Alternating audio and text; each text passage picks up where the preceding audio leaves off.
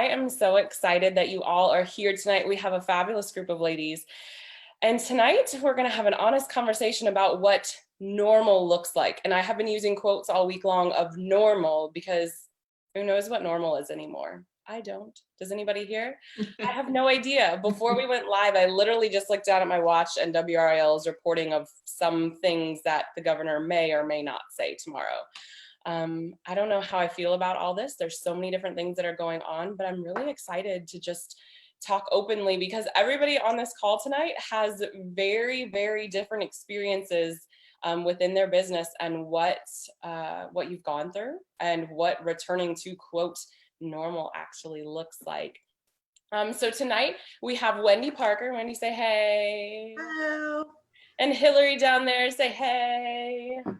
Hello. These two beautiful ladies are going to be leading with me tonight. And then we have some beautiful ladies from the community too. You guys want to say hey too? Hey you all, I'm Allison. I'm excited. All right, you guys. So why don't we do this? Let's start off. Bobby, you don't have to mute yourself. I love that you are respecting proper Zoom protocol, but girl, this is a talk. Unmute yourself. I'm like, after you. I am too possible of running my mouth. So I'm like, just mute the button. Sorry. For those of you who don't know Bobby, that is going to happen, but it's okay. That's why we're going to put you last when it comes to introducing yourself and telling all the things. No, I'm just playing. I love you. You can skip me. I don't care. No, we won't skip you. You have some really cool stuff going on, and I'm really excited to talk about the things that you are doing. Allison, you want to say hey to everybody and kind of tell us what you have been experiencing the last couple months, because you're in one of those weird situations at your retail, and then you specialize in an industry that's been hit super hard and all of the things. So you want to kind of share with us what's been going on with you? Sure. Hello, I'm Allison Perry. I own Cute Buttons Gift and Paper Boutique. We're a stationery store in Morrisville. We opened our doors in 2008. So I think we're like 12 years old, something like that. So I've seen a lot of ups and downs because I opened when the first economy crashed and everything, quit a full-time, good paying job and opened my doors then. Well, anyways, fast forward to now, we are gifts and stationery as well as wedding invitations. So wedding invitations are our bread and butter, really how we pay the bills. And as you all can imagine, there's no such thing as a normal wedding now. So we're in a situation, we're doing change the date cards for a lot of brides. I say I probably have about 6 brides who we are working with who have moved their wedding to 2021. So we have not gotten a lot of new inquiries as of now because people don't know if they're going to be able to go to Duke Chapel or the Angus Barn or anywhere and get married. So what I've had to do is shift to, thank God, I had an online store. We are shifted to online.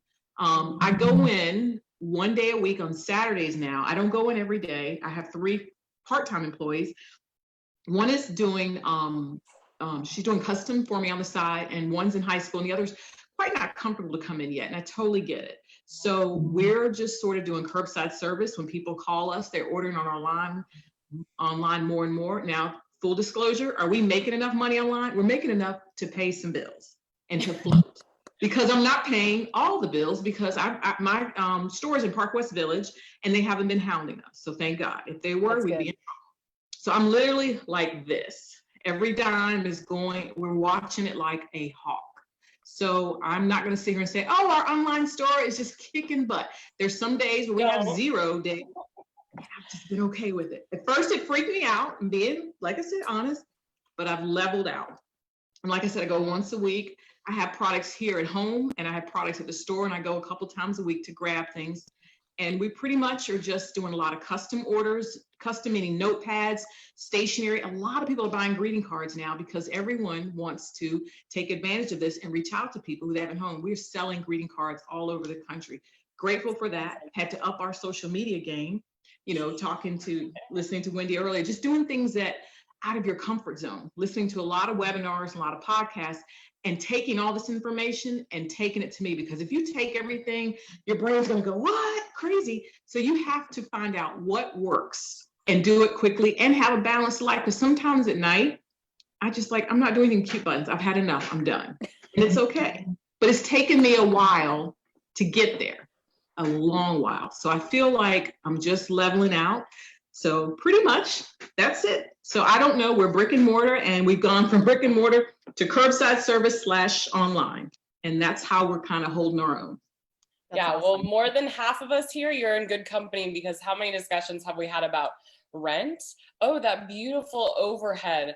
Yep, I think got Wendy it. and I had a discussion of what is overhead divided by the number of days in the month in order to break even for daily sales. Right. And that's horrible that we have to think that way. But Scary it's numbers, the the difference. scary number. Scary numbers. Mhm. And yeah, Allison, I think the discussion earlier was you are in a very, very large shopping center, Yep. and we will Yep. need, I can probably start to think, but how do you feel about that? Like, what is most of all of your stuff custom right now still, or, but you said is a lot of that on hold? When I say So it's custom, mostly right just now like we're doing probably more note cards, notepads, stickers. People are still buying those kinds of things. Our number of personalized stationery orders have increased because people are trying to mail cards around the country. In terms of retail, I'm averaging 5 or 6 sales a week online. And Saturday when I go in, some people are still uncomfortable to come in. The foot traffic is down because I don't know if you all have been to Park West in Morrisville. I'm down by the movie theater. So imagine the movie theater's closed. We've got Bad Daddy's, Firebirds, all these restaurants who are taking curbside. So their traffic has very, very, very decreased. So we don't have a lot of foot traffic. I'm 2 doors down from a fancy nail salon. They're not open. I'm next to Feet Fleet. They're doing a lot of curbside. So we get some traffic from them. Yeah. And then I'm in a shopping center where Ann Taylor Law, Chico's, and a lot of those folks, they're not open yet either. Yeah. Target is on the other end open, but people are going to Target and then they're leaving. And the thing about Target now is they sell a lot of lifestyle products. You know, they up their game on stationery and gifts and all that kind of stuff. So if you go in and get some milk from Target, you can go get, I know, you can get the Yeah, other Wendy. stuff. This is, I mean, that's the love reality. Target. I love I Target. know, I do too. I can get my Target. snuggle and do drive up, but Yep. that's I the do part too. that I don't. But yeah, but they have been allowed to be open for everything. So, you know, so the foot traffic has decreased tremendously. I'm next to another clothing store, Pink Magnolia. We know all the store owners, we all talk regularly, everybody's supportive, but we're all feeling the same thing. Foot traffic is down. So you're at a point where you have to go grab your customer and you can't rely on walk around, because we don't know when people are going to be comfortable of coming back, going back to Bad Daddy's or Firebirds or Cantina 18, all these places that are around that are usually popping. Just nothing. I mean, and I don't know how they're making it with just curbside. I mean, takeout. So we're all kind of I run the restaurant, so I get it. yeah. So that's what I depended on for a big shopping center. We have tons of great restaurants, and they're at a standstill too. It's all crazy. Oh my goodness. Yeah, so many things. Lauren, you work in an industry that has been hit so hard, and I think our discussion earlier today was, I think that travel has been hit honestly the hardest, but as we talked about, fingers crossed, I think it's going to come back big time, hopefully. What is your experience been? Sure. So hi, everyone. My name is Lauren Doyle. I own The Travel Mechanic, which is a family-run boutique travel agency. And we have a bunch of agents in the area. I head up the Raleigh office, and it's been tough. It's been really hard. I mean, obviously there's a travel ban and no one's traveling. So we have had to cancel everything. So we basically worked so hard planning and customizing all these trips, spent all this time now canceling them or rebooking them for no money. So it hasn't been good. It's been some dark days for sure. But, you know, after I went through my social media detox and tears and all of that, I think that we still offer a great service and a value. And I've just been showing up consistently on social media because I do believe that people still need to travel, and they will when they're ready. And when I saw you guys chatting about this, I was interested because I think that everyone's feelings are different. I have people begging to go away, refusing to cancel their trips they've spent years saving for. I have destination wedding brides that are like, I'm not canceling my wedding. Like, no. on the flip side, I have someone like traveling next year that is canceling already. So I have really talked to so many different people and how different they feel. So, I just have to be there for them and listen and get as much as I can back for them in their situation. That's hard. I've dealt, I mean, I can't imagine. So, and of course, in your industry too, like you're not making money rebooking everybody and moving everybody. So how crappy does it feel working for free? And working super hard Double. and working super stressful. Yeah, it's really, it hasn't been fun. And we feel bad. I'm not going to sit here and start charging all these cancellation fees. This is just such an unprecedented time that we hope this never happens again, and that I don't know. I mean, I don't know the answers to all of that type of stuff, but I'm lucky and fortunate. Our business is really set up that we could weather this terrible storm because we don't have overhead. We work from home already. We were doing Zoom consultations for a year now. So, we've kind of shifted, but it's really hard to talk about a topic that no one really wants to talk about. So we've gotten creative. Oh, that is hard. So real quick, some things coming over on Facebook. Mimi said, this one is for you, Allison. My son used to go to Code Ninja and we were out your way all the time. Yeah, I miss going to Bad Daddy because those burgers with the sweet potato fries. Yeah. I miss going out to eat. Ugh, I miss food. I miss food that I don't have to make. And I love to go, don't get me wrong, but last night when I got my food and my fries were soggy by the time I got home, it was just depressing. Then I had to wait 20 minutes to reheat them. It was bad. And Hillary, Angie, oh girl, Angie, I love you. I don't know how to pronounce your last name, from Bless Your Heart, says, we missed you.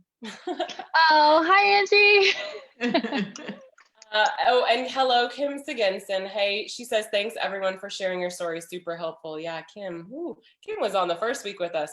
She has pivoted like crazy. Over at Warrior Tech, they are making their own, basically like mini obstacles. Because if you can't come to the gym, they're bringing the gym to you. Good job, Kim. Love you, miss you. Good. I know, craziness. It's just trying to figure out what works every single day. And Lauren, like you were saying, I was talking to a friend of mine who had a destination wedding planned, and they were really nervous, and it was out in Mexico. So they were looking at, well, what can we cancel? What will they refund us? And then they were told they would get a refund, and now they're like, no. And the insane amount of money that they've left out on. And then on top of that, now they have the stress of they've decided to change it and move it here to the US, but now you're literally planning a second wedding.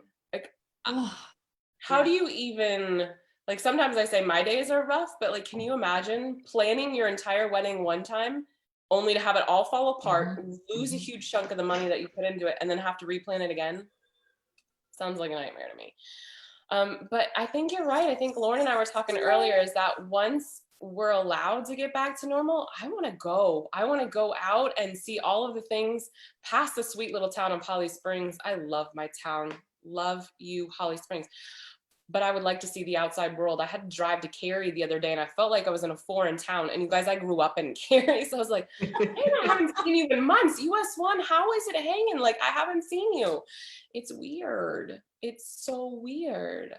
All right, Bobby girl, you are like the extreme example of let me take off and pivot my business 180 degrees in the opposite way, but yet you're killing it. So it's time you did unmute yourself. I love you. My daughter's making dinner because I didn't get a chance to make it yet. So I'm occasionally having to holler over my shoulder going, did you finish? You got this done? So sorry. We ate lunch at 3 o'clock. So here's real life, you guys. We already discussed this earlier. You know what? Tell the kids to make their own dinner. I told mine, if you are behave and don't peep for the next hour, I'll make you dinner when I'm done. But we didn't eat dinner until 3 o'clock because we picked up an emergency foster rescue pup today. And I'm like, I don't have time. I literally told my 15-year-old, I'm like, you, small child, 3 dogs, upstairs because your daddy is working the closing shift tonight. And it's just mom. Real life. I know. Kids Yeah. can make their own food when they're old enough. It's Well, fine. no, Hillary she even does. said this earlier. Hillary was like, I taught all my kids how to make their own food. Yes, And they're not old enough. but that's My kid, okay. I taught him how to make a PB&J before he even probably should have touched a butter knife, but it's okay. I'm 100% for empowering children to do things because, you know, life, I can't stand it when I see an 18-year-old who doesn't know how to do their own laundry or cook their own food or whatever it is. It drives me insane. So yeah, my 12-year-old's in the kitchen right now, and she is making icing for cupcakes that she asked to make earlier, and I gave a solid yes. You can make cupcakes. I don't care. Sure, Good. make the cake. Take the break from school, make the cake. I don't care. There's a lot of yeses in my life right now. I love it. Which I hope that's what she remembers when this is all over, that there was a lot of yeses. And then I got tied up on a call, and I was like, and I was, it's pouring, and I was planning on making steak, and I was like, in the grill and pouring in the call, and hubby was like, pasta, which is always an easy button for me because I batch make sauces and stuff and put them in the freezer after I batch make them. So Nice. that's an easy button for me. I love it. Anyway, so she's in there just gonna boil the pasta and put the garlic bread in, and it's really simple, but it's completely doable. She's 12, she's fine. See, And she's teaching our making children life skills. icing for the cupcakes at the same time. So there. She can come to my house and we can make some cupcakes. I want to bake, but I don't have time to bake, so we'll make it work. Bobby, tell everybody about the crazy pivot you have done. So, well, I pivoted, but I've also maintained my business because I'm Frolic and Company Photography, and I do brand and portrait photography. Branding is the business offset, and portraits are the families and individuals and stuff. And then one of the first things I did was, because I shoot for a magazine, I had that miniature panic of, am I going to get in trouble for photographing this? I don't know if I can even photograph it. And they found me a couple for the cover. And I was like, okay. So I contacted Wake County and got an attorney to write me a letter back saying I had permission based on the fact that I gave them all this criteria. I gave them a list of what I was going to do to make it safe. Yeah, the commercial purposes stuff and all the well, and it was like, I don't believe 6 feet is enough. So I'm going to be photographing from a much longer angle. I've got a longer lens, so I can do that. I'm going to be using a mask, and all sessions will be outside. Individuals, couples, and families or people who reside together only. No parties, no weddings. And they were like, absolutely, under those circumstances, you're allowed to work.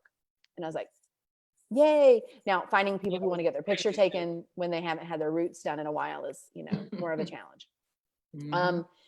So I am still photographing. I did something I don't ever do. I set up mini sessions, which I'm kind of like, mini sessions, no. But I set up mini sessions, and it was a way to get people in my neighborhood to at least know who I am, because I'm on the higher end of the spectrum. So they normally will look right past me and go, she's crazy. And they'll go to the person who does the really cheap service. And that's fine. But now they're all paying attention, and then people are going, wait, what? And they're booking me. So I'm actually getting booked for photography. That's awesome. So my pivot that happened is, in addition to being a photographer, I have, my daughter's in the next room, badass sewing skills, like serious. And thank you, my granny, who sat with me in the room and taught me how to sew. And when I say that, I'm kind of bragging, but I'm really telling you the truth. I can sew like nobody's business. It's one of my main things. And I used to be a designer, and I gave that up and walked away from it. And when this all started, I said, oh, we should probably make some face masks to donate to medical. And everybody was talking, there's boards dedicated to that. And there was a lot of crazy talk on those boards, as people were like, cut up a vacuum cleaner bag. And I'm like panicking, don't cut up a vacuum cleaner bag. That's dangerous. You're going to kill yourself with glass particles. Amber's like, the look on your face, girl. I'm like, that's the look. I was like, okay, stop. Anyway. Yeah, for those of you who don't know, in my previous life, I graduated from the College of Textiles at NC State. I've been sewing since I was probably like 5 years old, when my mom would actually let me get near a needle. So yes, listening to that, I'm like, ooh, no. Yeah, and the things that people were saying, I was like, okay, stop. And then a bunch of people on the groups that were for the medical community, they were the groups making masks for medical community. they were just shooting mask off, like basically throwing a piece of fabric with some ribbon and saying, we're donating this mask. And I'm like, no, you can't. That's not how that works. Like, I'm not an authority on the subject. I'm smarter now, but I was like, that's not how that works at all. So I started with a template. What you got, baby? Hang on, I got a note. How long for bread? What pasta do you put in? Then you're not putting the bread in yet. Thank you. That was a great Still question. like you guys. I love it. Such a great question. How long for the bread? Well, if you haven't put the pasta in, you don't put the bread in yet. For anybody who doesn't know that, if you haven't put the pasta in the thing to boil, do not put the bread on. Yeah. Kim Harris says, yay, Bobby. Mira says, that's awesome. And Kyla Harrell says, hey, Wendy. Hi, Kyla. Kyla's my favorite. We love the hair. Anyway, so I went with a template offline at first, and that was like the first version, and I donated some, got feedback from my doctor's office about what needed to change. And I just went, oh, That's okay. awesome. You went to the doctor's office and asked him? Well, I'm friends with my doctor. I've known this lady for 20 some years now. I have no problem calling her personal cell phone number. And so when I also talked to her and I said, maybe I should skip my daughter's well checkup because, you know, all the COVID, she said, please, for love of God, don't. She's actually near you, near Park West. Oh, okay. She's near you. She's the best doctor in the world, Dr. Minster. I love her to death. She said, here's what we need to make the mask better. And I was like, awesome, fabulous. I said, should I skip Zoe's well checkup? And she said, please don't. We actually need to see the healthy people too, because we can't just only see the sick people. It's too much. And I went, mental health, I get that. Okay. And she explained to me how they were doing things differently. They were even cleaner than normal, which they're always very clean, but how that because I have a child, we were going to come in a side entrance and not expose anybody in the waiting room. Yeah, we had to do a well checkup. We would be masked up. It was weird. They were completely prepared for what the situation is. So it made me have more faith. If you've been to any business, you'll see some people who are failing and some people who are the medical community. It's kind of cool to watch how they're pivoting and watching how they're stepping up. Have any of you guys been to a medical checkup? My husband went to the dentist the other week and he was like, should I go? And I'm like, I feel bad for dentists. Like, are you kidding? They're all up in your mouth, which is what all the germ bugs are. And my dentist closed. My dentist closed. They were like, my dentist is awesome, but yeah, they took like crazy precautions. But we did a well checkup for my son only because our offices, they have multiple locations.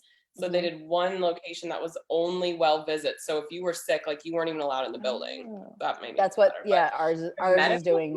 That's cool. It's crazy. They're doing a great job. So how many masks have you made to date? Oh, do you know?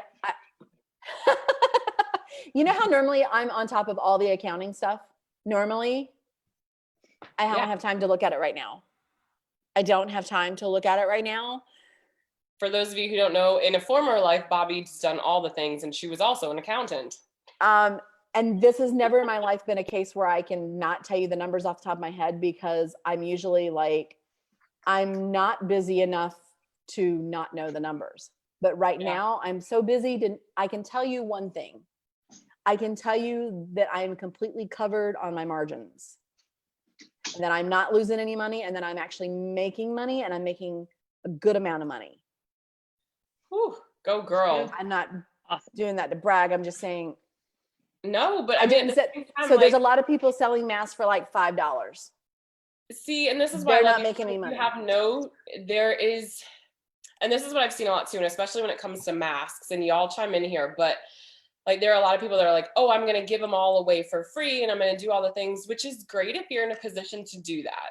But here's the bottom line is it takes time and it takes resources, and the resources at least money out of your pocket. The time that you're taking to make these means that it's taking time away from your other business. And when you need to put food on the table for your family, like there is no shame in charging what your value and what your product is worth. I mean, even in a pandemic, like if you were charging $50 for a like homemade cloth face mask, like then we might have a discussion. But I think what you're doing is Well, beautiful. There is no shame in saying that my time is worth something. I don't think $14 to $16 is outrageous. But No. even if a designer, so John Paul, they had one of my friends sent me a link to the Instagram post from Jean Paul Gaultier house, and they made it a fashion statement, and they're putting them out. I have no problem with that. They do have a market for that, and I don't see why not. I was scrolling Facebook today, and Gap Inc. just released Yeah. a line of face masks. And Athlete they're does. Lily Pulitzer did as well. Theirs are like 15 or 16. Yep. They just did. Oh, They I'm sold out. up there with Lily Pulitzer. Stop. Yeah. And they sold out quickly because you're right. They have the mass audience yeah. They have people who love Lily Pulitzer, and they're going to be all over it. Their brand has a following. Same thing. Yep. Like I worked for Gap Inc. for many, many years through college, Yes. and did their visual merchandising. And I love that company. And when I saw that pop up, I'm like, you know what?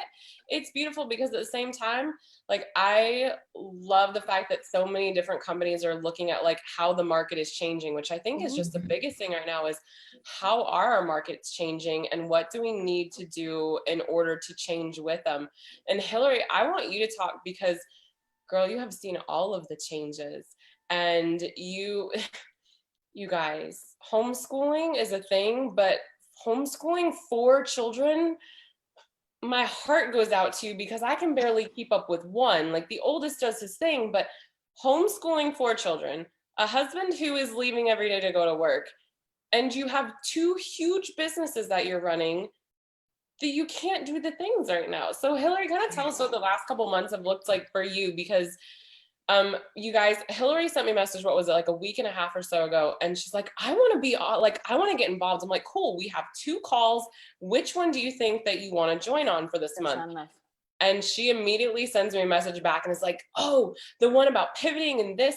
And she writes me this whole paragraph, and I immediately responded to her. I was like, no, you don't need to be on the call. You need to be leading the call with us, because what you are doing is amazing. And I think all of us are kind of in different places, and all of us are in, you know, like may have a little bit of this or dealing with a little bit of that, but I think you've hit a lot of them on the head with what you're dealing with right now. You do. And I think you have a lot of insight. So kind of share with us what the last couple months have looked like for you, both personally and in your business, because both of them are huge. Yeah, I didn't know that I ever wanted to get this award for hitting all of the coronavirus, requirements, but I'm sitting pretty much in the middle. Okay, everybody listen to what she has to say and tell me at the end of it if you think she gets an award, because I think so. Go, girl. Okay, so just a little background about me. My name is Hillary. I have owned the Academy for the Performing Arts in Apex since 2001. So we're going on our 20th year, and we're a pretty big dance studio and brick and mortar. We have 10,000 square feet, 40 employees. We serve between 700 and 1,000 students a year. So we've got that all going on. And then I also own a preschool. So preschool for the arts, we have about 75 or 80 families, 2 to 5-year-olds, pre-K, that kind of thing. With 10 teachers, it's kind of a smaller thing, but we had to do that too. So when this all happened, my kids, by the way, I have 4 boys. They're 5, 6, 9, and 10. And they all attend private school, which switched completely over to online learning.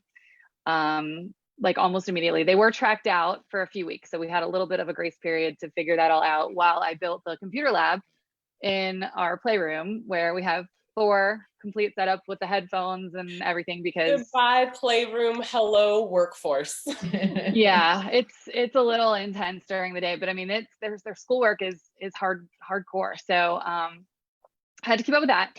So I'm a member of a lot of mastermind groups, and I know a lot of the dance community. So I saw this coming, actually, which, I encourage people to be in as many kind of groups as you can like this, but more globally too, because a lot of the studios that I know are in Australia and Great Britain and New Zealand, and we were not first in this pandemic. So I had a little bit of insight as to what was going to happen. And Yeah, not that's cool. really cool. Talk about that some more, because like, I don't know that, well, I guess, well, Lauren, maybe you in the travel industry saw this coming, but me, but like, okay, my experience was, I remember back in December, there was this one guy that I know that goes to our church, and he's originally from China. And like back in December, he sends us all this email and is like, you guys, there's this thing called COVID-19 and go get your N95 mask. And it's like this whole paragraph. And it was like the epitome of, you thought somebody had lost their mind. And I'm like, Yeah. I'm sorry, what? And he said this, and I'm like, we need to do what? And he's saying all of these things. And I'm like, this is crazy. And like, I didn't even think about it, because I'm like, well, okay, whatever. But in hindsight, I'm like, oh my gosh, if we had even remotely listened to the people around us before, we were like, oh, what is this?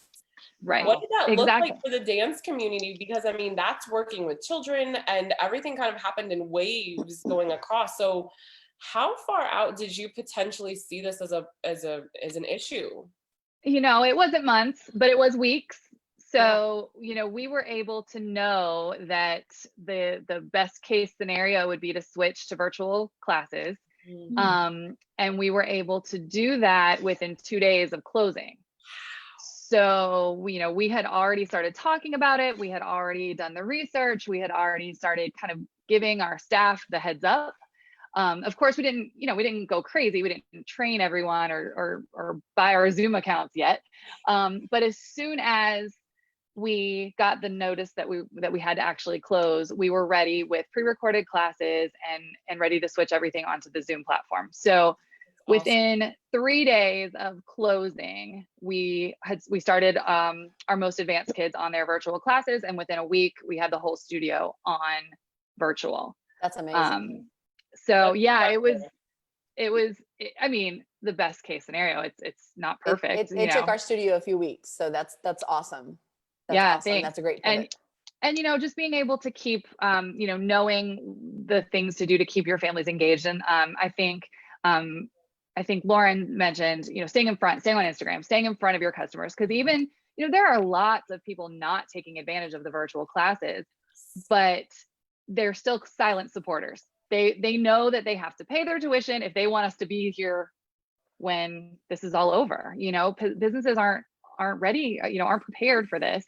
So, you know, just being in front of them, offering them kind of the positivity and the engagement. You know, we did story time with princesses, and we're having princesses call all of our little dancers on their birthday, if they have a birthday during the COVID, you know, so that they can still have those experiences and stuff. So just really, really cultivating that culture and that relationship is what we've been focused on, because no matter how you cut it, it's not exactly the same. So we're trying other ways.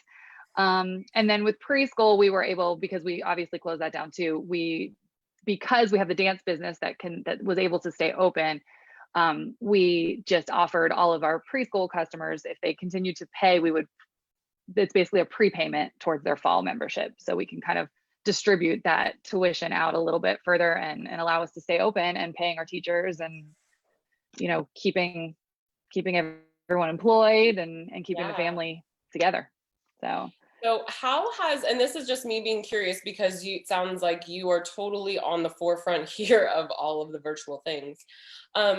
One thing that I find interesting is, so I manage the social media, website, and communications for a local church. And so immediately when everything started happening, we had to take everything online. But they've done a really good point of, the senior pastor has one time he goes live a day, the youth pastor has another time. So I think over the course of the day, there's like 6 different times that they go live during the weekday. Plus they have these insane, amazing services that they are doing 3 of every single Sunday. So the same services that they always have. But we were literally looking at the analytics just from April alone, and it was insane, the type of engagement. But then at the same time, we were like dissecting at least what we were looking at from, you know, the beginning of the month to the end of the month. Have you seen your interactions change from people getting this fatigue? What we're looking at is like, oh, how many more Zoom calls can I take? Or how many more things can I do on social media? And I think that's really important for businesses, because where everybody is like, you got to stay in front, you got to stay in front. But as business owners, and I think Lauren even said, I needed a detox. Like I needed to step back. It was too much. What has it looked like for you guys? Have you seen a change in that? And then how have you changed? Well, if you have you had to kind of change things around from that? Sure. Yeah. There's we have it broken down based on different age groups, because we're Zooming dance classes for 3-year-olds, and dance classes for, our competitive kids. I know. And our competitive kids who are used to dancing 3-4 hours a day, 6 days a week. So you've got both ends of that spectrum that you're trying to balance. And so, like I said, we kind of keep the communication really, really clear with the parents as best we can, that, these are the class times. We're offering them a few different times during the week. If you miss a few, come a couple extra times. You can, pop into our pre-recorded classes too. We've created a whole virtual website, a distance dancing website, Google site just for this, where they can go. And if they just want to do a coloring sheet that week, or if they want to do, if their 4-year-old just needs something to do, there are activities for them to do also, even if they're not loving the Zoom interaction. But we have had to spend time training our entire staff on ways to engage kids. It's different teaching to a camera like this. It's entirely different. And some teachers are much better at it than others. And so we've kind of reshuffled the roles and, helped them and given them the support that they need. We have to have our administrative team in on all the calls just to kind of manage the ins and outs and make sure that there's no Zoom bombing and, security. It's an entirely different world, but the engagement thing, we are wrapping it up. I'm so grateful that we're in North Carolina and that things are moving relatively quickly. I think if things do move too quickly, though, you get the backlash like in Georgia and Texas where people weren't ready. And so then it's like a catch-22. I think we're in a good place, a good neutral ground where people, by the time we're allowed to open and open safely with precautions and restrictions, which is a whole different ballpark, people will be ready. We'll know tomorrow, I guess. We'll know more, right? Yeah. You're scaring me. I'm like, I was wanting to look and see what that announcement's going to be. But I better not. I don't want to know. Not. They haven't said anything. It's all the news outlets are speculating what they're going to say, but nobody knows what they're going to say until they actually say it tomorrow. Yeah. Hillary, Kim Siginson, if you don't know her, is from Warrior Tech OCR. She said, good point. Staying active is for your silent and involved members. Yes. And she submitted the same thing twice. But I think what Kim is trying to say is they're working on the same thing too, is that they have this membership base, and they were lucky because a lot of their members were like, hey, we're physically able to keep paying, let's keep paying. And so they did the same thing too. They moved over to a lot of online workouts and then are pivoting to some other things. And my Pilates studio is doing, even though we can't be in the studio right now, they're actually doing Zoom, and I haven't had a chance to attend anything, but I appreciate that they're doing those for no cost, and I seeing them serve our community, and I'm like, that's why I'm at that studio. So those little things that the business owners are doing, we were taking notice. Yeah, exactly. They're serving. And that's those additional extra touch points on social media and on Facebook, and just reminding people that you're there, and we may lose customers in this whole crisis, because for all kinds of reasons, whether it be that they've lost their job or their income, or that maybe they don't agree 100% with the way we decide to come back. We're going to have that whole situation next that we have to deal with on, if we decide to go back with face masks or without face masks, or, too early, too late, we might lose some people who otherwise had trusted us. But I believe, like, just kind of mirroring what you guys have been saying, is that there's so much opportunity to gain new people who are noticing you for the first time, like Bobby said about, photography. So I think those people that did not, kind of emotionally shut down and kept pushing forward, which all of us sound like we're doing, are really also going to see opportunity coming out of this that we may not have had in the past. So I'm excited. Hillary, I just had a thought. The universe asked me to say something. For the people who are your idea. customers who are, or the clients who maybe on the fence of we're not ready to come back when you're ready to open, We'll still be would Zooming. you offer them Zoom on that class? Because I think that that's so smart. That gives them the choice to say, I can still be there as in my comfort level. Yeah. Yep. Yeah. Okay. So we Is fully rising right expect to be Zooming into the fall, Yeah. at least Yeah. in some capacity. Zoom We've is got now some. a verb, y'all. I love this. We're gonna be I know. Zooming. It's I a know. verb.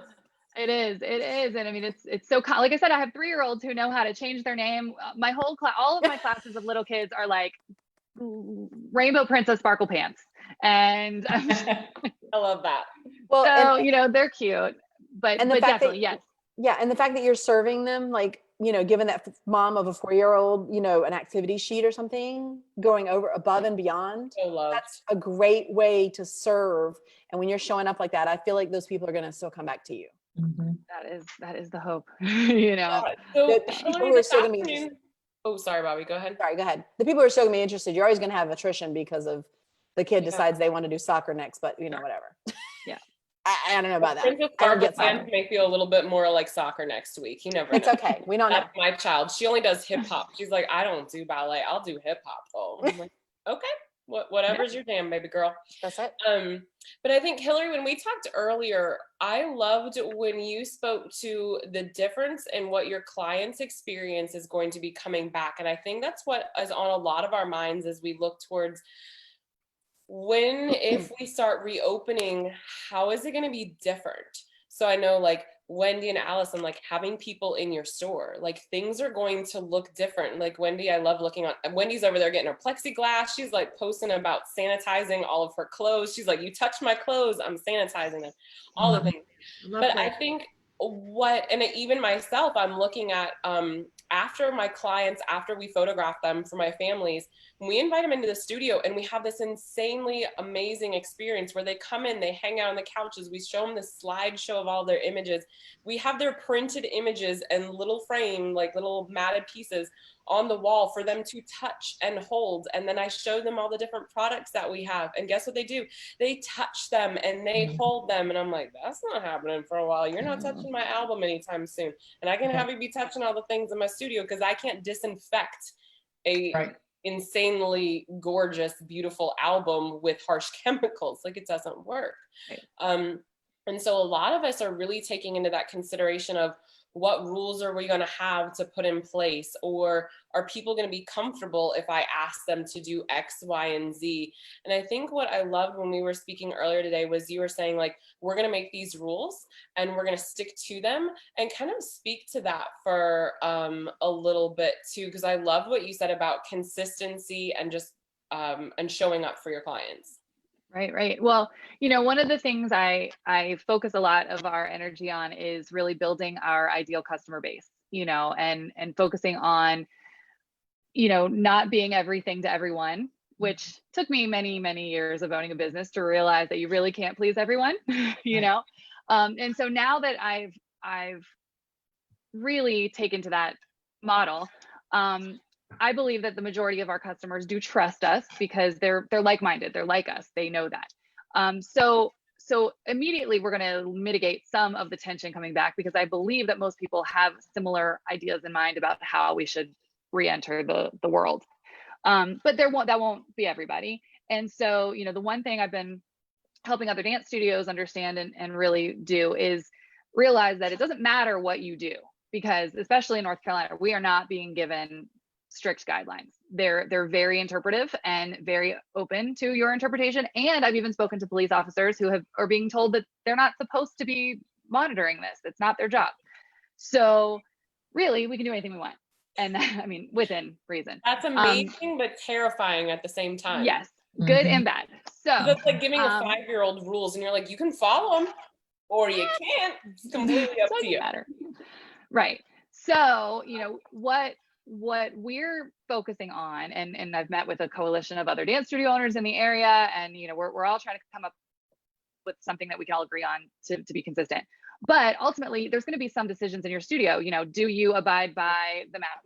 Wearing masks, things that are recommended, wearing masks, are you going to require that the lobby is closed to parents, even if you can social distance? Are you going to allow them to fill up their water bottles or not? There's just so many little nuances to it. But kind of the thing I keep trying to tell everyone is it doesn't matter what you do. Do what makes sense to you. Do what you believe in and think that you can do with your staff consistently. Because the only time we're going to get into trouble as business owners is if we say one thing and do a different thing. Yes. And that, it sounds obvious and easier said than done though, because, you train your staff and you say, okay, we are saying we're taking temperatures. That's going to be one of our protocols. We're going to take a temperature of every kid who walks in the door. Well, you miss one kid and mom says, hey, did they take your temperature when you walked in the door? And if you didn't, you just have lost all the trust of every other piece of protocol that you've put in place. And the parents aren't going to believe that you're sanitizing between classes and that your bathrooms are, directly related to each classroom or whatever you decide to do. So, really just making sure that you pick your protocol, whether it's the plexiglass or the masks or the temperature, and then like religiously you have to stick to it and communicate that to your families. And I also feel like then the ones that show up are happy with those protocols, or they'll stay on Zoom. If they're the kind of family, or if they have an at-risk person and they cannot leave the house unless they have masks on, and you say you're not wearing masks, then they won't come to class and they're on Zoom, so it's just really trying to accommodate everyone, but within reason, because you're going to have people who refuse to come if you wear masks. So you kind of just have to pick one, and you can't please everybody. And I think that's hard because I know a lot of us as business owners are people pleasers. Like, we don't want our clients to be upset with us. Like, we literally do everything for our business. And the idea of having clients that are upset because we're not doing what they want, I mean, you can take that giant step back and say like, hey, then you're not my person, you're not my ideal client. But at the same time, it's also kind of hard to get over that. Like, I know you're hurting and I know you have certain feelings, but I have certain feelings too, and so has and it just becomes so hard. That I love what you said is like, you have to do what's right for you, and the people who love you and the people who support you are going to continue to follow you. And I think, those who may not, then maybe you're not their forever person, and that's okay too. I know Wendy and I have had many discussions about finding our people and loving our people hard. And Wendy, I am so glad that you're on with us tonight, because Wendy is in a really different situation too, because being a boutique owner, a lot of people were like, okay, so this is what we got to do. We are going to be able to open this day, and we're going to do this protocol. We're going to do this. And they have all their lists and they have all their things. And Wendy's like, I'm not ready.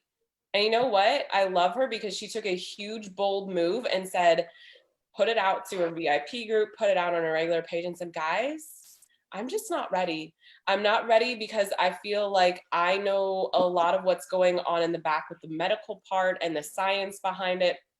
And I just don't feel that I can serve you the way that I need to serve you to keep you safe, to keep me safe. And I think when Wendy said it just hit my home, she was like, listen, I love my business, but if I'm going to do something that could potentially put me at risk or my family at risk, it's not worth it. And I love that you took that huge, huge leap of faith. And I know you were probably terrified when you wrote those words and put them out on social, but it was amazing to see an entire community just step behind you and say, great, we're going to keep ordering from you online. We love you dearly, and we'll be here whenever you're ready, because we'll be ready, or whatever that looks like. And it makes me so happy because we joke, Wendy has her island and she loves her island, and we tell her to stick with it because what she does is so different than what a lot of boutique owners do. But I think that's why your clients and your customers love you, is because you are unique and quirky and all of the things, and you are so different than what a lot of people are doing. So you want to kind of tell us how that's been for you for the last couple months of deciding to close the doors, and then also taking a really slow, steady approach at the idea of reopening and what that looks like. Thanks. You're too nice to me, Amber. I love you. Yeah, I did. I closed Gifted a week before we were ordered to close. My mother works with me, and she's 70 years old, and it wasn't wasn't messing around with that. And I didn't want to put her at risk during that time. I didn't know what was happening. I had been doing a lot of research about COVID in the weeks prior to that. And I had been reading about it probably too much. So I closed early. And then when, phase one opened up and I was ready, I was getting there. I was like, okay, I need to come to terms with this reality. I have a business. I need to pay for it. I have to come to terms with the risk involved with this. And then the day came and I talked to my family and they are not on board. And my health is their health. We live in a house together. So I had to take that into consideration. And for me, really right now, my pivot has been about meeting the needs of my customers. And I feel like I've been able to meet the needs of my customers online. I've had an online store the whole time, so that's helped. And I've just kind of change the things that I offer to be more in line with the needs of my customer. Everybody's life changed. So your needs changed, like the market changed, like the things that people were looking to buy changed. So I just tried to pivot that way and offer those things and offer it online and stay in touch with my audience through social media more than ever before. I'm not a huge, put my face out into the world person. I'm an introverted shopkeeper. We're kind of few and far between. It's a weird thing to be. I recognize that. And then when we were able to open, I just didn't. I wasn't there, and I'm not there now, and I don't know when I'll be there. And a lot of other store owners, Wendy, have chosen that path. You're not alone. I know. Yeah, I know that. I feel that too. I recognize that there's lots of people because I know Allison is only open in a very limited capacity. And I talked to her before on that day. I was like, Allison, what are you doing? What are you doing? And she's like, I'm open in a couple days a week. And I'm like, I just can't. I was like, okay, maybe that. That's my whole life now. Maybe that. I don't know. But ultimately, I just had to choose what was fulfilling my need as a person with a family and fulfilling the needs of my customers and feeling like I can still fulfill those needs while being closed. Yep. So I don't know how long I'll be closed, as long as I feel comfortable. It's just, I'm just very aware of the fact that anybody can open that door and come in. Anyone can come in. And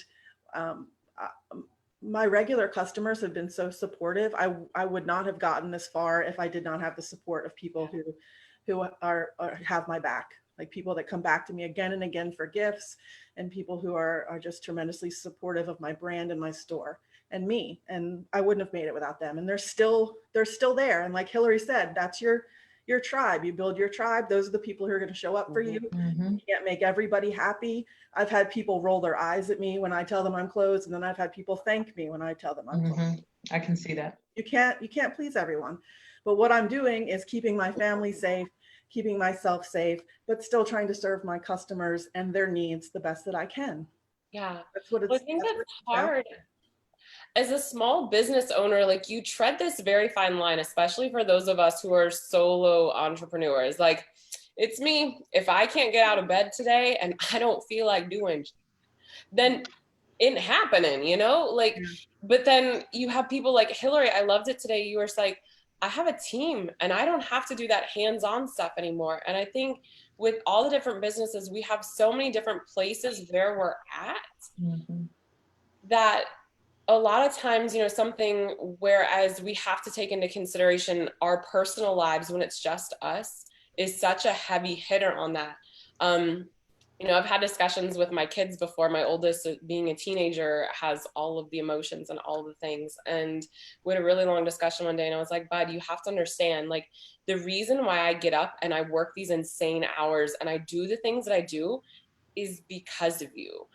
I want you to see that there's another opportunity out there for you in this world, that you don't have to follow the traditional route, that you don't have to do these things. And this is why mama does what she does every day. But when it comes down to it, if I was given a choice, either my business or my family, I was like, don't you ever think that I would do anything other than drop everything for you. And my husband and I joked when we had some crazy stuff going on. I was like, I will literally call up the state, say I am closed, turn off the lights, thank you, landlord. Here's whatever penalty I have to pay to get out of my lease. Sell off everything, sell the house, and go run away to a tiny house in gracious knows where. Because if that's what my family needs, that's what I'm gonna do. And a lot of people don't understand, like, in the bigger picture, the people that are upset at you, Wendy, for not opening aren't taking into consideration that your mama, who you love dearly, you literally had to say, Mom, you can't come to work anymore. Mom, I know you love to come to work, but you can't. Yeah, I fired my mom, guys. About you. Fired my mom. Yeah, you should. Wendy fired her mom, you guys. So like, she could get unemployment. I fired my mother. I'm sorry, I'm laughing, but that is awesome. I know, because I didn't qualify. I don't qualify for PPP. I don't get any of those fancy grants or loans or any of that stuff. So my mom. You had to give her what she needed. Yeah, and I wasn't going to have her in there, like with people breathing on my mama. Listen, Wendy, here's the deal. There is the place that I get my fabric from is a mom and pop tiny little quilt shop that's not too far from me. Through this entire thing, they have been steady. They have also said, we're not reopening yet. We know other places are, we're not reopening. Right. They are handling this very well. They're handling this at 100%. When I place an order, it's ready the next day by 11 o'clock in the morning. They're being more amazing than every business. Home Depot takes 2 weeks to get your stuff in Fuquay. Don't even get me started. Joanne Fabrics is like, I'm sorry, we can't help you. We're just going to cancel that. Oh, you want that fabric? It's not available in store. Also not available to ship. Sorry, we're going to show it to you, but it's not available. Yeah, you can buy that shirt. Oh, wait, we're canceling it. I haven't even got a chance to reconcile all the things that they've canceled on me to find out if we're square yet. Apparently, they're sending me fabric that I ordered that was canceled. I don't even know yet. Yeah, I'm really focusing on the customer service right now. I'm doing deliveries in town, which I actually really like, riding around and look at all the neighborhoods. I'm doing curbside. I'm shipping same day, next day. I'm doing everything quickly. I feel like I'm meeting the needs of my customers. And I actually really like doing it this way. And the good thing that's come out of this is it's given me a lot of clarity on my business. Gifted 2021 is going to look different than Gifted 2020. And this has given me a lot of time to see what that might look like next year. Yeah. So, have any of you looked at your goals from like when you went 2019, you're like, 2020 is going to be the best year ever. I'm going to do this. I'm going to do this. It's going to be fabulous. And then it's like, no, now it's just about making it. It's just about making it. I actually upped my goal. Girl, okay. John looked at me like I was crazy and I went, it might be crazy, but if I don't reach for up here, I was just watching Sarah Blakely's masterclass, right? Yeah. And there was this trust exercise she had to do for this thing that she was doing like in a reality program where you had to jump off this cliff with a bungee thing attached to you and like hope that the person caught you. And every other person like didn't make it. They were all aiming for the guy's arms. None of them made it. When they jumped off that cliff, they were on a bungee and they went flying. It was awful. It was awful to watch. Like they didn't catch him. Did you see this happen when they didn't catch him? Yes. They showed the clip from it. But I need to go watch this. But what made her different was that when she made that split decision that when she jumped, she was jumping for a couple of feet above his head. So she jumped higher and landed in his arms. They were all jumping for his arms and barely made it to his feet, and he couldn't catch him. So I raised my goal. I love it. You raised it. I can't sit on this. I feel like there's a fire under my booty. Which is amazing, because I look at what I thought life was going to be in December, and you guys, like, this is where I can't wait to tell you all of the things, because I'm like this close to the biggest amazing secret ever that I know some of y'all know, but I cannot wait to share it. And I'm like, and then there's still one more thing that I have to share later on this year that we're going to do. And I'm like, these are all big, like life-changing huge things. When my husband sat down in like November and I said, babe, I have this big dream. He goes, I know. What are you doing now? I'm like, no, listen. And I'm explaining to him how all of these things are going to come together in this beautiful, sweet little package, just like my little boxes from Gifted, right? My little gift boxes. I'm like, it's going to be amazing. And he looks at me, he goes, do you know how hard it's going to be? And I said, yes. He goes, will I see you in 2021? I said, probably. I said, but here's the thing. I said, it will be worth it in the end. And I am going to work my butt off to get there. But then 2020 hit. And I'm like, crap, what do we do? Like, do we keep going the same path? Do we need to pivot? Do we need to change? And when you look at the big picture, and I think this is the thing that all of us have said, like, if you look at the big picture of what do you want your life to look like? Where do you want to be? And how do you want these things to all come together in the end? Like, if you keep the big picture in mind, all of these tiny things are just little road bumps. And that may make you sway a little bit this way, or it may make you sway a little bit that way. But if your eyes are all the way out here, wow, that makes my hand look super big. If your mind is all the way out here on this huge goal out here, it doesn't matter if you have to do this. It's never a straight path. But if you go from here to here, and maybe you have to go a little bit this way and a little bit this way, I think as long as you keep your eye on that final idea, like, it's completely possible. But you just have to figure out what that new normal look like. And maybe it's not here. Maybe the new goal is like over here because you had to move this way. But I think as long as you just keep looking towards what's in the future, it's all doable, right? How have like your big picture goals for 2021 changed, both business and personal? Like, my personal life, you guys, I like my quiet space. I literally went to go find a studio, love them, to get away from my children. No, I'm kidding. I mean, I seriously do love them, but I can't work in my house because when I work in my house, I'm like, all right, oh, I need to go put in a load of laundry. I set a timer. I'm like, all right, in 1 hour, I'm going to go switch out the laundry. And then I see something else that needs to be done. And then I walk by the front door and I'm like, ooh, the floors need to be swept. It's cool. I can take a call while I sweep. I can't do it. And that's one of the things that I know about myself is I have to stay on top of everything. So it's literally why I went out and did this. But I think knowing where you have to change your normal life, because I'm not going back to that studio anytime soon on a regular basis because my children are going to be at my house until August. Because traditional schools, did y'all see that for year round? We're year round. They're talking about not letting year round go back until August, which I think is safe. I think it's a great call. But I was like, man, July, my July hope bubble has just been burst. It was burst weeks ago. I know that, but it was just that, the same day when we were like, oh, our kids are, they're not going to go back to school this year. It was just that bubble that got burst. So in our house, personal and business is so different, but yet so much the same because when my husband's not here, because he's not here working his regular job every day, that leaves me as a caretaker. And I can't go get a babysitter for a 15-year-old. That's strange. But at the same time, I can't ask him to babysit his sister all day. So life is just completely going to change. And now knowing that both the kids aren't going to go back until probably August, things are so much different. How are you guys looking at how that change in both your business is going to affect you personally? Because I think that's a big thing with us entrepreneurs to keep an eye out for. It's really given me a lot of clarity on how important my mental health is. Being a business owner, sometimes you can really kind of sacrifice your mental health for long periods of time because you're so kind of in the hustle.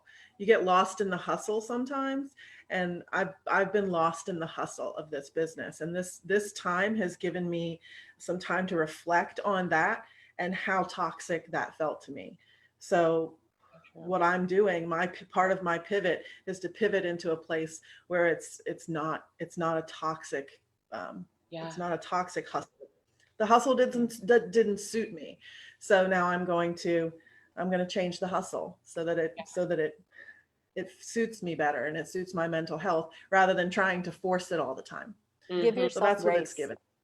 Give Yeah. yourself grace. Yeah. And when your body needs to rest, you rest your body. And when Yeah. you want to come back fighting, you fight, and you make it work for you. I Mhm. think the old rules, I think that everything's going to get turned on its head. And I think that that's okay. Right. And especially in retail is you can open the doors, but I think that retail is going to look really different going forward, especially like leisure retail that I'm in. I don't, it's not a grocery store. It's a gift shop. You come there, it's not essential. Clearly it's like for funsies, and that's going to look really different for a long time, I think. And I need to be mindful of that and how that's going to play out this year, next year, 2022. What's retail going to look like? It's not like the prices on these storefronts is going to go down. These landlords are taking a hit too, and they're going to have to make that up. Well, I think it's interesting because all of us are on different paths for what it looks like to return to quote normal. Like, Allison, you're already starting to kind of change. Hillary, like you're ready to go and you've got all these different things in place. Wendy, you're like, let me pause for a little bit. But like, Lauren, how do you feel knowing that your industry is going to take a long time? Well, I think that our values, because we're all in this together and everyone's doing the self-reflection, everyone has to have, like, everyone took a pause. Everyone's lives got flipped upside down. So I think people, and I hope, are going to change their values, and maybe they really will finally take that vacation they have been pushing off. I think they're going to value maybe that couple's time or that big family reunion that they don't want to plan. So I think, that's why I'm staying on top of in social media, because I want to be there for those types of people that are lacking that in their lives. And I think that, there's also something travel agents have had a rap that, why are they even still here? And because we need you, don't go anywhere. I don't have time or energy to do it myself. I need I can't plan the vacation. I need the vacation. I need it. Yeah. So I think after the end of this, I think tons of people are going to need that break or need that reconnection. And I think that we're all going to value those type of experiences more. Yeah. And things that didn't work well in your business that you said, I got to get rid of. People are now really getting rid of, because there are a million reasons why you didn't do, or products you didn't buy, or different things in your business related to policies and procedures. I got to stop doing that. Now's the time to really stop doing that, because it's never going to be normal again. Wendy's right. Nothing that's ever going to be normal, and maybe that's okay. So the things that we do well, let's do well, and the things that we don't do well, stop bringing them on and adding them, and just focus on those things. And that's taught us this is okay. So I think, we are going to be okay as long as we shift our mindset that we're never going back to normal. It is a new normal. Exactly. And I think that also, if you're a mother, you're looking at this from a way of how I handle this affects my child. Because not only I'm dealing with this as a person, as a business owner, but the way that we handle this is going to directly affect their view of how you handle things. Yeah, the community chat a couple of weeks ago, we talked about it. Like, I had this point where I had a break and I was trying to do all the things and make my kids dinner. And I felt it coming on, like I was about to lose it. And I excused myself, and literally food was on the stove. I walked from the kitchen to the bathroom. I shut the door, leaned up against the door, had a good cry for about 30 seconds, did this, washed my hands, blew my nose, and went and took the food off the stove and was like, dinner's ready. And my daughter, she's smart, but she's still too young to kind of see that stuff. Like, she didn't see it. And my son looks at me and he's like, Mom, you okay? And I'm like, no, I'm not. Today I'm not. And it's okay not to be okay. And we've had to have that discussion in our house a lot of times, because my husband will come home from work and he's doing the same thing. His work looks a little bit differently, but he's leaving the house and coming home, and his normal hasn't really changed. But the rest of us in the house, we have to, you're right, we have to show our children, we have to show our community that there's the time to be super strong, but at the same time, it's okay to have your moments. And all of us are taking this new normal at a different path and at a different pace. And that's okay. And, two retailers here, two boutique owners, are taking two completely different mindsets. And I know Jody, if you are still here, Jody Stevens was on here too, and she took a completely different approach to her boutique. Jessica Thronberg of Little Details, who's on our advisory board, took a completely different approach. And each of those worked for their customer bases. But the idea, like Wendy says, like, I'm okay. It took me a long time to come to this conclusion, but I'm okay with what my normal looks like.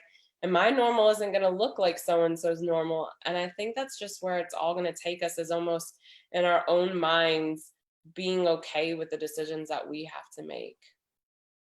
That's hard. Yep. It's going to be hard. But you know what? I think it's just like for those of us, all of us adults here who have been through 9/11, like that was a life-changing event, and it changed the way that our world was. And so now what does a new normal look like? I think either Wendy or Hillary, we were talking earlier today, like plexiglass isn't going anywhere, so get used to it. And hand sanitizer everywhere isn't going anywhere, get used to it. Like all of these different things that are going to become the new normal. Whereas in January, if you walked in the store and a whole bunch of people had masks on, you would probably be like, what in the world? And now, you know, like I think we always looked at countries like China where that was normal, and we're always like, that's strange. But here in the US, that's going to be normal. And I think it's just adjusting to what all that looks like for us. Can I say the thing that's been on my mind that I've been afraid to say? Because this is something that's been on my mind, and I'm kind of afraid to say it on Facebook with everybody, but hey, I guess apparently I'm saying you are in a safe place. Apparently hello to Facebook in the world, in the corners of, yeah, we're safe here. Go for it. The irony of Americans who use, not all Americans, but a good deal of Americans who used to look at different countries covering their faces, whether it's Chinese or the Muslim culture or different things, and looked at them with scrutiny or with negative thoughts. And now we've become a culture of people who need to cover their face. Yeah. And I'm like, wow, that's really big there. But I feel like if I say that a lot of people are going to be like, "Meow." And I'm like, face mask, no but face it's true. mask. And I think that's true. where, well, it is. And I think is Americans, we're really going to have to get used to the fact that we live in a country where everybody is entitled to their own opinions. Like literally that's what America was made on. Like that's, but then you have people that are really far one side and really far on the other side. And then you have people in between. And I mean, the US has obviously fought wars amongst ourselves because of what everybody thought. And I think it's going to take a little while for all of us to understand and be comfortable that like, hey, this is where I'm comfortable with. I need you to respect that. Right. And I understand these are your feelings and I may not feel the same way, but I also need to come from a point of being able to respect that. And I think that's what a huge part of all of this returning to normal is going to be, is being able to respect that everyone is going to feel different and be in a different spot. Yeah, because this is very polarizing. We already know that. It's going to be that way for a while. It is. You want to know something else that happened? What? We all know about the situation going downtown, right? About I'm sorry. I don't, if I'm offending anybody, I'm really, really sorry, but I'm not sorry. Everyone's entitled to their own opinion, girl.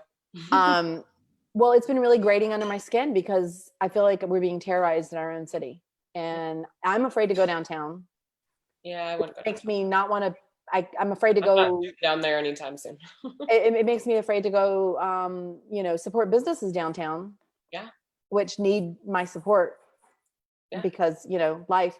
So I got a little bit fired up about this, and I've contacted the mayor's office and I've contacted the governor. Girl, you get a fire on your butt. And today I was in a conversation with a city councilman. Wow. I think more of us need to contact them and tell them we're behind them, that they need to support this, because if those people looked like anything else, if those people had any melon in their skin, there would be a different story. And I want to take my city back. Yeah. And things are just crazy right now and everything's so heated. We had a town councilman here in Holly Springs who literally just shared a post and was like, just wear it. Like, is it hard? Just wear it. But I mean, I think that's also getting to the fact where we personally, when I go out, I am, because my husband works with the general public. Mm-hmm. And there's a very good chance that it could be in our household. And it's like, literally, guys, like I went to Harris Teeter the other day to get me some food for my house, and I was wearing my mask. Nobody around me was, other than the poor deli counter guy who literally, we couldn't understand each other. He was under a fan talking through his mask. I was talking, it was a mess, but there was nobody else wearing them. And it almost was interesting because I felt like people were judging me. And I'm like, you guys, I'm literally doing this for you because I may be infected and not know it because my husband works and sees hundreds of people a day. Like there's a chance that I could give this to you and I don't want to give it to you. Like I'm trying to be careful and I'm trying to get it. But they don't get it. This is just where everybody has to be comfortable. Like some people are like, well, if we're 6 feet, then we don't need it. And there are some people that were comfortable with that and some people not. And it's a new normal is going to be acceptance. And I think that in America, that's a very hard thing for us to look at somebody else in the eyes and say, I don't agree with you, but I love you and I respect you. And that's cool. And I think that's going to be a hard thing to take care of. Oh yeah, man. This could go on for days. Let me tell you guys, I just realized what time it is. But oh my gosh, we could talk all night long, but y'all need to go. Some of us need to feed people in our household. I sent some of y'all friend requests that we weren't friends. I don't know how that's possible, but I sent some of you friend requests. If you get it. Well, yes. And so absolutely, yes. I would love for all of us to go around and tell everyone where we can find you at. So Wendy, where can we find you at if we want to come and connect with you later? So you can find on Facebook and Instagram. It's Gifted Boutique and Rappery on Facebook and Gifted Boutique NC on Instagram. And our website is shopgiftedboutique.com. And pretty much the whole store is available online. All the cute little unicorny things. Yeah. I love it. Hillary, where can we find you at? You know, me personally, it's just Hillary Parnell, my Zoom name there. And same on Instagram too. And then it's APA Dance NC is the handle on Instagram and Facebook too. But yeah, would love the follow and can see the kind of absolutely. And if you guys want to put it in the comments of the video afterwards, that way everybody has a direct link to find you, please feel free. Allison, we all can't wait to be able to come in and visit you and go wander around that shopping center for sure. But until then, where can we find you at? All right, let's see. Facebook, Cute Buttons Gift and Paper Boutique. Instagram, cute_buttons, and then a website as well, shopcutebuttons.com. And when you Google, it's not hard to find all these, all of the things. Yeah. So thank you. I appreciate it. And I'm in the store on Saturdays. I'll be just there. Followed you. Everybody will be at the beach, but I'm there. So the beach, I can't go to the beach yet. The beaches are been crowded. I've been seeing the pictures. Some people are, wow. It's like these days are running to each other. I forgot it was Memorial Day weekend. The only reason I know it's Tuesday is because we're here, y'all. It doesn't mean anything anymore, but so yep, shopcutebuttons.com. So I appreciate and getting to know everyone as well. Well, if somebody wants to go plan their beach vacation one day, they get to go call Lauren, right? Yes. Yes. If you need to plan your vacation, because I need a vacation from the Rona. Yes. Where do we go? Where do we go for that? Where to find you, because I need it. I want to you guys can follow me, The Travel Mechanic. I'm on Instagram. I usually am on every single day, and you can join into some of my live videos. I do happy hours and all fun things if you want to virtually travel away and have a drink with me. Yes, please. That sounds amazing. I want to do that. All right, and Miss Bobby, you've got 2 businesses, so shout them both out, because Frolic Mask is now on Insta, right? Yeah. So yes. So so for Instagram and Facebook for my photography is at Frolic and Co, FROLICANDCO.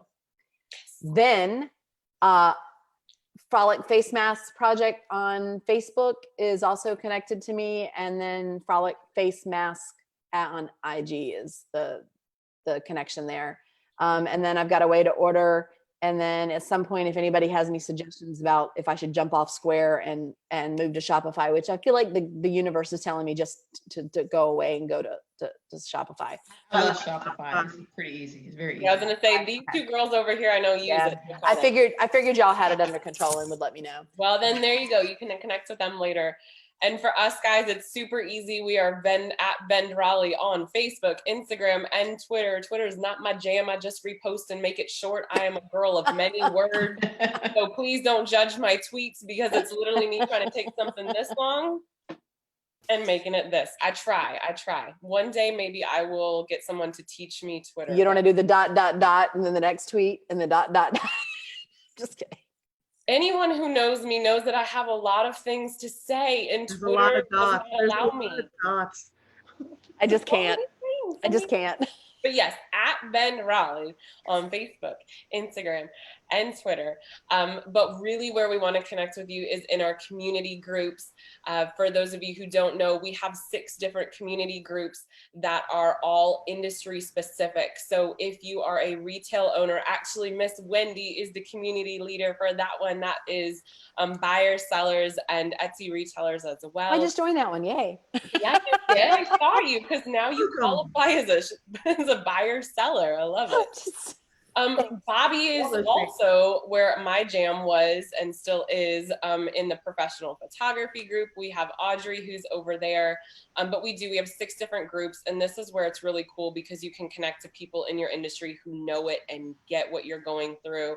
If you want to check those out, hit us up at our website. There is a link right there for you to check out which one would be the best fit for you. If you don't know, send me a message, hello@vendraleigh.com, and I would be more than happy to get you hooked up in one of those. But thank you ladies so much for hanging out with me tonight. This was awesome and is a very refreshing that we are all in different places and normal is going to look very different for all of us. But I feel really sure that at least we all have an idea and are confident that whatever it may come, we're small business owners, so we're going to kill it, right? Yep. Absolutely. Y'all are awesome. All right, you guys, good night until next week. Next week, we're going to be here at 8 o'clock again because we found that was best for most people. I'm also available during the day. Yeah, we can catch up during the day too, anytime. But we'll be here again next week at 8 o'clock, and we're going to be talking about how to collaborate with other businesses, especially right now, being able to support the people that we love and support those other businesses, but without feeling overwhelmed and without feeling obligations to help everybody out, because how many of us, most of our friends are small business owners. Mm-hmm. It can get a little bit overwhelming. So we're going to talk about how to support our other small businesses, especially right now, but with making sure that you're taking care of yourself and your business too. So if you want to hop on that call, also email me at hello@vendraleigh.com, and we will get you hooked up to be on that call. But thank you so much, guys. Y'all are the best. And until I can see you and give you big hugs again in person, love y'all. Thanks, Good night. Good night. Bye, guys.